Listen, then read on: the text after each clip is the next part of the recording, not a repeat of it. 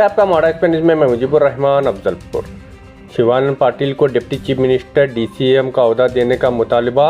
रियासत कर्नाटक के ज़िला विजयपुर के बसवन बागेवाड़ी शहर में एक अजीम अवामी हक मुतालबा इजलास मुनक्कद किया गया, जिसमें शिवानंद पाटिल को नायब वज़ीर आला बनाने का मुतालबा किया गया।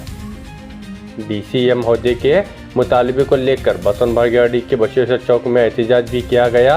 मुजाहिरीन का कहना है कि शिवानंद पाटिल लिंगायत पंचमसाली समाज से ताल्लुक़ रखते हैं और 6 मरतबा रुकन असम्बली मुंतखब हो चुके हैं, इसलिए इन्हें डिप्टी चीफ मिनिस्टर का ओहदा देना चाहिए।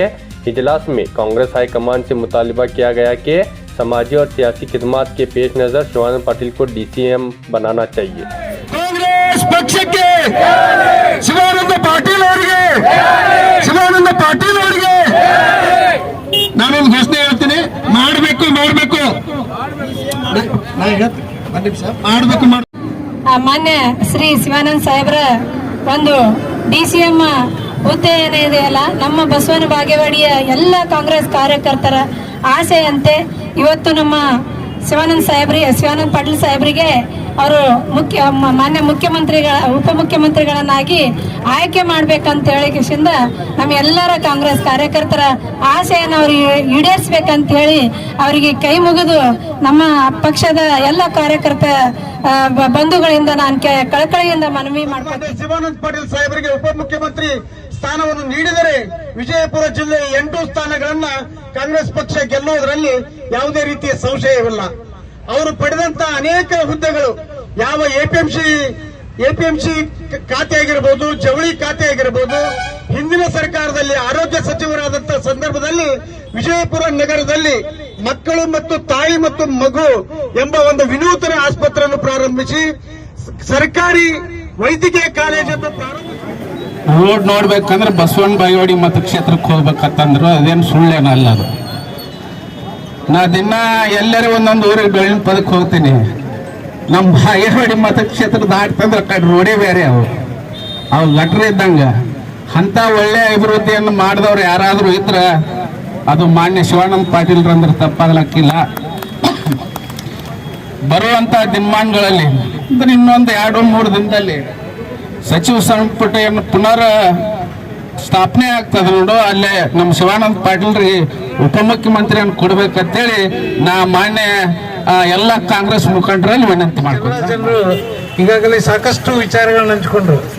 ಮೊನ್ನೆ ಶಿವಾನಂದ ಪಾಟೀಲ್ 6 ಬಾರಿ ಶಾಸಕರಾಗಿ 2 ಬಾರಿ ಸಚಿವರಾಗಿ 23 ವರ್ಷಗಳವರೆಗೆ ಒಂದು ಬಿಜಾಪುರ ಜಿಲ್ಲಾ ಮಧ್ಯವರ್ತಿ ಬ್ಯಾಂಕಿನ ಅಧ್ಯಕ್ಷರಾಗಿ ಕಾರ್ಯವನ್ನು ನಿಭಾಯಿಸಿದ್ದಾರೆ. ಯಾಕೆಂದ್ರೆ ಅವರಿಗೆ ಕೆಳಮಟ್ಟದ ರಾಜಕಾರಣದಿಂದ ಮೇಲ್ಮಟ್ಟದವರೆಗೆ ಇವತ್ತಿನ ದಿವಸ ರಾಜಕಾರಣವನ್ನು ಮಾಡಿದಾಗ ಮಾತ್ರ ಅದಕ್ಕೆಲ್ಲ ರೀತಿಯ ಸಹಕಾರ ಸಿಗ್ತಾ ಇದೆ. ಅವರು ಈಗಾಗಲೇ 2 ಬಾರಿ ಸಚಿವರಾದಾಗ ಕರ್ನಾಟಕದಲ್ಲಿ ಹೆರಿಗೆ ಮತ್ತು ಏನು ಸಮಸ್ಯೆಗಳಿರುವಂಥ ಸರ್ಕಾರಿ ದವಾಖಾನೆಗಳನ್ನು ಇವತ್ತಿನ ಮೇಲ್ದರ್ಜೆಗೆ ತಂದುಕೊಟ್ಟು ಕರ್ನಾಟಕದಲ್ಲಿ ಇವತ್ತಿನ ದಿವಸ ಆ ಕೆಲಸವನ್ನು ಮಾಡಿದ್ದಾರೆ. ಅದೇ ರೀತಿ ಈ ಬಾರಿ ಕರ್ನಾಟಕ ಏನು 3 ಖಾತೆಗಳನ್ನು ಕೊಟ್ಟರು, ಕೃಷಿ ಉತ್ಪನ್ನ ಮಾರುಕಟ್ಟೆ ಮತ್ತು ರೇಷ್ಮೆ ಖಾತೆ ಹಾಗೂ ಮಾರುಕಟ್ಟೆಯನ್ನು ಕೊಟ್ಟಾಗ ಇವತ್ತಿನ ದಿವಸ ಆ 3 ಖಾತೆಗಳನ್ನು ನಿಭಾಯಿಸಿ ಇವತ್ತು ಯಾವುದೇ ಒಂದು ಹೆಸರನ್ನು ಕಳಂಕ ತರಲಾದೆ ಕೆಲಸವನ್ನು ಮಾಡಿದಂಥ ಶಾಸಕರು ಯಾರಾದರೂ ಇದ್ದರೆ ಅದು ಸನ್ಮಾನ್ಯ ಶಿವಾನಂದ ಪಾಟೀಲ್ ಅಂತ ಇವತ್ತಿನ ದಿವಸ ನಾನು ಘಂಟಾಘೋಷವಾಗಿ ಹೇಳಬೇಕಾಗ್ತದೆ.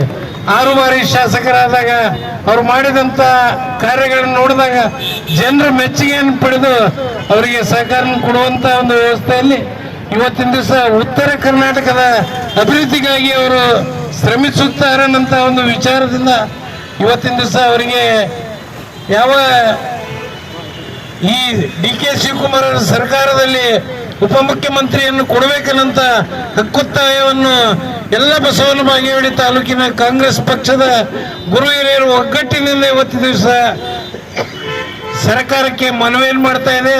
ಈಗಾಗಲೇ ಹೇಳಿದರು ಯಾವ ರೀತಿ ಮಲ್ಲಿಕಾರ್ಜುನ್ ಖರ್ಗೆ ಅವ್ರಿಗೆ ಹೇಳೋನು, ಸೋನಿಯಾ ಗಾಂಧಿ ಅವ್ರಿಗೆ ಹೇಳೋನು, ಸುರ್ಜೇವಾಲಾ ಅವ್ರಿಗೆ ಹೇಳೋನು, ವೇಣುಗೋಪಾಲ್ ಅವ್ರಿಗೆ ಹೇಳೋನು, ಅದೇ ರೀತಿ ಇವತ್ತಿನ ದಿವಸ ಮಂತ್ರಿ ಸ್ಥಾನವನ್ನು ಪಡೆದುಕೊಳ್ಳುವಂಥ DK ಶಿವಕುಮಾರ್ ಅವರಿಗೆ ಆಗಲಿ, ಮಾಜಿ ಮಂತ್ರಿಗಳಾದ ಮುಖ್ಯಮಂತ್ರಿಗಳಾದಂಥ ಸಿದ್ದರಾಮಯ್ಯನವರಿಗಾಗಲಿ ನಾವು ಬಸವನ ಬಾಗೇವಾಡಿ ತಾಲೂಕಿನ ಕಾಂಗ್ರೆಸ್ ಎಲ್ಲ ಪಕ್ಷದ ಕಾರ್ಯಕರ್ತರು ಇವತ್ತಿನ ದಿವಸ ಸನ್ಮಾನ್ಯ ಶಿವಾನಂದ ಪಾಟೀಲ್ರನ್ನ ನಾವೇನು ಉಪಮುಖ್ಯಮಂತ್ರಿಗಳನ್ನು ಮಾಡಿದ್ರೆ ಮಾತ್ರ ಈ ಉತ್ತರ ಕರ್ನಾಟಕ ಅಭಿವೃದ್ಧಿ ಆಕೈತೆ ಅನ್ನೋ ಒಂದು ವಿಚಾರಗಳನ್ನು ನಾವು ಇವತ್ತಿನ ದಿವಸ ಹಂಚ್ಕೊತಾ ಇದ್ದೇವೆ.